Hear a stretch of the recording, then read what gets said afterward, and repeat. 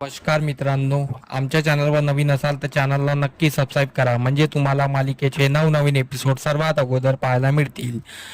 तर तुला शिकवीन चांगलाच धडा या मालिकेमध्ये काय घडलं. दुर्गी आणि चारुलतामध्ये वाद सुरू असतात खिरेवरून. तर चारुलताने खीर एकट्यासाठीच का बनवली, आमच्यासाठी का नाही बनवली, असं करून दुर्गी वारंवार वाद वाढवत असते. तर आजी त्यांना समजावयाचा प्रयत्न करत असते, पण दुर्गा काही ऐकायला तयार नसते.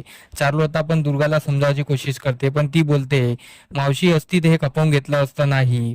तू मावशीची जागा घ्यायला बघत आहे, तू माझ्या ताईची जागा घ्यायला बघत आहे, असं दुर्गी बोलत असते.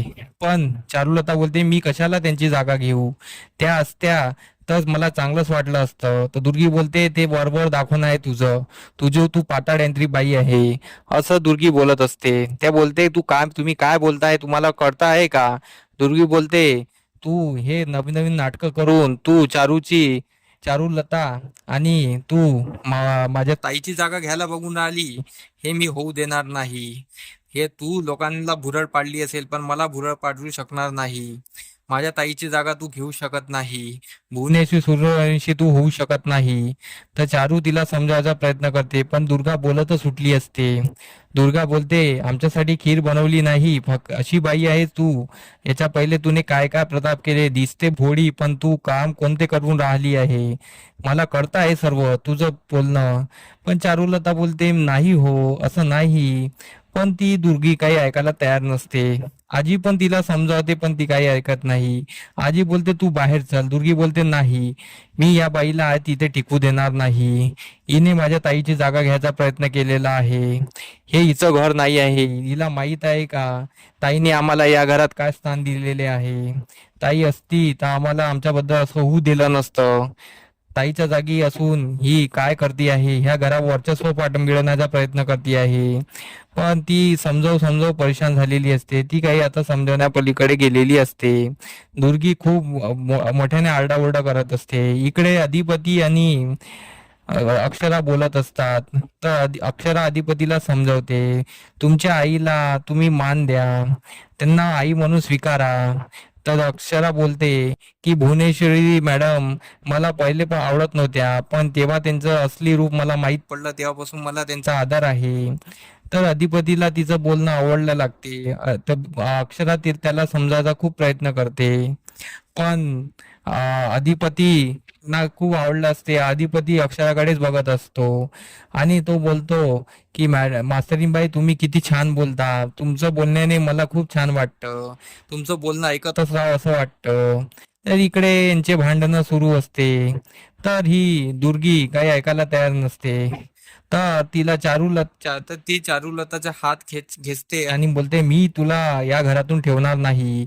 जसं माझ्या ताईला या घराबाहेर काढलं गेलं, तसं मी आज तुला घराबाहेर काढणार. तर दुर्गी तिचा हात पकडते आणि बाहेर न्यायला जाते. तर चारुलता तिला बोलते, थांब, तू कोणत्या अधिकाराने मला बाहेर काढती आहे, आणि तुझा काय अधिकार आहे या घरावर. हा, तुझी भुवनेश्वरी ताई इथे आल्या असत्या तर मी एकटा मानलं असतं, त्यांना समजून घेतलं असतं. त्यांनी घरासाठी खूप काही केलंय. तू काय केलंय, मी आली आहे तेव्हापासून बघती आहे, तू या घरासाठी काही केलेलं नाही आहे, नुसतं भांडणं लावती आहे, काही करायचं काम नाही. दुर्गी अजून भडकते, बोलते, तू मला शिकवू नको, मी काय केलं ना काय नाही, या घरासाठी आम्ही राब राब राबलो, असे बोलत असते. तर चारू बोलते, तुझी मुलगी, तुझ्या मुलीकडे बघ, तुझ्या मुलीकडे पाहून चंचलाकडे बघ, तू काय केलं आहे, तू काहीच करू शकत नाही. ते ऐकून दुर्गीला खूपच राग आलेला असतो. दुर्गी बोलते, मी तुला घराबाहेर काढणार. त्या दोघांमध्ये खूप वाद होत असतात. इकडे अक्षराने अधिपतीला समजावलं असते. तर अधिपती बोलतो, ठीक आहे, मी विचार करतो. आणि ते हसत हसत खाली येत असतात. पण खाली यायच्या वेळेस त्यांना खालून आवाज येत असतो आरडाओरडाचा. ते बोलतात, काय झालं, तर ते खाली येऊन बघत असतात. इकडे दुर्गी खूप वैतागली असते आणि दुर्गी चारुलतावर हात उगारत असते. तेवढ्यात तिथे अधिपती पोहोचतो. अधिपती तिचा हात आवरतो आणि बोलतो, तू काय करती आहे, हे तू खूप चुकीचं करती आहे, तुला असं नाही करायला पाहिजे होतं. इथे आज आई साहेब असत्या तर तिने तुला आज घराच्या बाहेर काढले असतं, पण मी एवढं हे करत नाही आहे, तरी मी तुला सोडतो आहे, पण तू यांची माफी माग. दुर्गी बोलते, मी नाही माफी मागणार, हिने काय काय केलं तुला माहिती नाही, तू वरती होता, मी सांगते तुला काय केलं तर. अधिपती बोलतो जे काही केलं असेल पण काही अर्थ नाही आहे, तू हे हात उगारणं योग्य नाही आहे, तू चुकीचं केलं आहे, तू माफी मागायलाच पाहिजे. पण दुर्गी ऐकत नसते. दुर्गी आपली चबर करत असते. अधिपती चिडतो. तर त्यामुळे दुर्गी शांत होते आणि दुर्गी मान खाली करून माफी मागण्यासाठी तयार होते.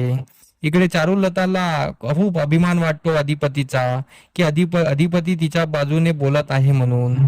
तर चारुलता अधिपतीकडेच बघत असते. तिला तिच्या मुलाचा अभिमान वाटतो, की काही ना होईना दुर्गाच्या भांडणामुळे अधिपती तिच्या जवळ येतो आहे. अधिपती तिला मान देतो आहे. अधिपती बोलतो, आई साहेबची शिकवण आहे की कोणत्या स्त्रीवर आवाज उचलायचा नाही, आणि तू तेच केलं आहे. तू चूक केलेली आहे, तू माफी माग आताच्या आता. तर दुर्गी खाली मान करून माफी मागायसाठी तयार होते.